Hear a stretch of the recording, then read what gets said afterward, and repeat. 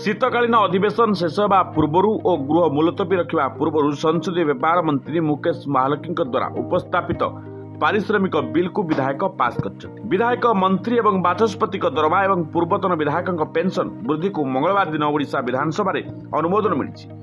तेबे नूतन नियम अनुसार उभय कार्यरत और पूर्वतन विधायकों दरमा और पेंशन वर्तमान 90,000 टंकार वृद्धि कर बाचस्पति मासिक दरमा पूर्व 40,500 टंकार 98,000 टंका वृद्धि कर बैठक भत्ता 800 टंकार 2,000 टंका वृद्धि पाई सूचना मिली।